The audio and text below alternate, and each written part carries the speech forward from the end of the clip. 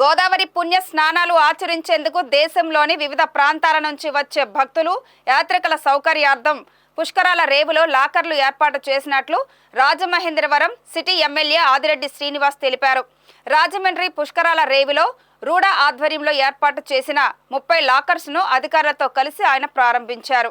ఈ సందర్భంగా ఎమ్మెల్యే మాట్లాడుతూ పుష్కరాల రేవులో స్నానాలు, వివిధ కార్యక్రమాల నిర్వహణ కొరకు సుదూర ప్రాంతాల నుండి భక్తులు విచ్చేయడం జరుగుతుందని, వారి సామాన్లు భద్రపరుచుకునేందుకు లాకర్స్ ను అందుబాటులోకి తెచ్చామన్నారు. గోదావరి వరద ఉధృతి ఎక్కువగా ఉండడంతో రెండో ప్రమాద హెచ్చరికలను ధవళేశ్వరం బ్యారేజీ వద్ద జారీ చేయడం జరిగిందని, ప్రజలు అప్రమత్తంగా ఉండాలని తెలియజేశారు. గోదావరి వరద ఉధృతిని గమనించి వినాయక నిమజ్జనం కార్యక్రమాన్ని మరో 2 రోజుల పాటు పొడిగించుకోవాలని నిర్వాహకులకు సూచించారు.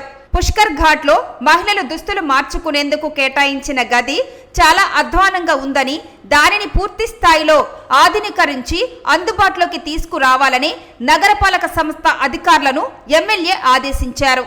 నమస్కారం.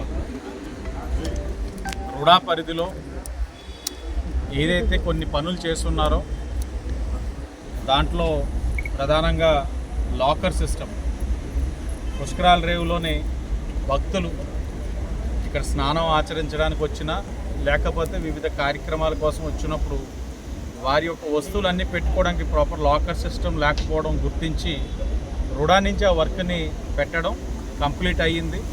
దాని రోజున అఫీషియల్గా ఓపెనింగ్ చేసుకొని భక్తులందరి యొక్క అవసరాలు తీర్చడానికి దీన్ని ఉపయోగపడే విధంగా 30 లాకర్స్ని ఈరోజు రెడీ టు యూజ్ స్టేజ్లో తీసుకొచ్చాం.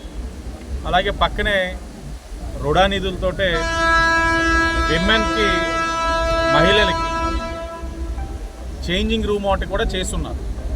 ఇక్కడికి వచ్చిన తర్వాత మీడియా వారి ద్వారా మాకు తెలిసింది చాలా అధ్వానమైన పరిస్థితిలో ఉందని చూసాం.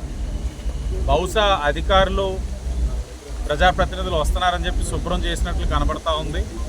కానీ లోపల మగవారు యూజ్ చేస్తున్నట్లు ఆనవాళ్ళు కనబడతా ఉన్నాయి. మెయింటైన్ చేస్తున్న వాళ్ళకి చాలా స్పష్టంగా చెప్పాం. అది మహిళలకి, వారికి చేంజింగ్ రూమ్గా ఇచ్చినప్పుడు మహిళలే వాడాలి. కాని పరిస్థితులు ఎవరైనా మగవాళ్ళు వాడితే మోమాటాలు పోవాల్సిన అవసరం లేదు, తక్షణమే చెప్పండి, దాని మీద చర్యలు తీసుకుందాం అని కూడా చెప్పడం జరిగింది.